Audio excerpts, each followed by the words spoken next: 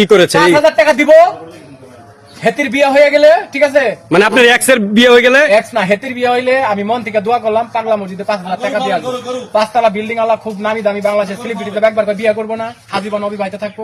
আরে অবিবাহিত কারা থাকে? যারা খারাপ কাজ করে। যারা খারাপ কাজ করে 12 জায়গায় নৌকা ডুবায়, নৌকি 12 জায়গায় গাড়া থাকে, হেরা খারাপ বিয়ে করে না। আর যাদের সংসার করার ইচ্ছা, তারা ডিভোর্স হওয়ার পরে বারবার ফ্যামিলিগত ভাবে হোক, এলাকাগত ভাবে হোক, তারা বারবার চেষ্টা করে যে আমার মেয়েটা, আমার বোনটা কিভাবে দ্রুত বিয়ে দেওয়া যায়। রাস্তায় নামে ব্যবসা করে না, 20,000 টাকা পেমেন্টে কাজ করাইবো না, পার্লারের মেয়েদের শিডিউলে পাঠাইবো না।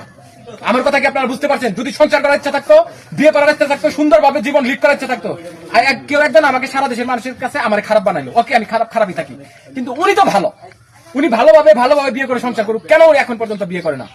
কিসের জন্য বিয়ে করে না? উনি কেন আরেকজনের সংসার নষ্ট করার জন্য জাদু মন্ত্র করার চেষ্টা করতেছে, তাবিজ করতেছে? কেন ওনাকে ছোট করে কথা বলে, কেন বাজে মন্তব্য করছে? হোয়াই? কিসের জন্য? আমি তো কারো ব্যাপারে কথা বলি না, আমি মন থেকে দোয়া করি বিয়ে করুক, সংসার করুক, সুখে শান্তিতে বসবাস করুক। Thank you. আসসালাম। কোনোভাবেই সম্ভব না। স্বামীর ভাগ কে দেবে? এত টাকার দরকার নেই ভাই যে আরেকটা বিয়ে দিয়ে নিয়ে আসবো স্বামী। আমারই থাকবে। আপনি যে প্রশ্ন করছেন, এই প্রস্তাব ডিভোর্সের কয়েকদিন পরে থেকে পাওয়া শুরু করছে যে সে আসবে। আমি এক কথার মানুষ, আমি ওর ব্যাপারে যদি সিদ্ধান্ত নেই, প্রয়োজন পরে আজীবন বউ ছাড়া থাকুক। আমি যে সবাইকে বললাম বিয়ে করবো না, কিন্তু আমার ওই রকম থার্ড ক্লাস কারো দরকার নাই।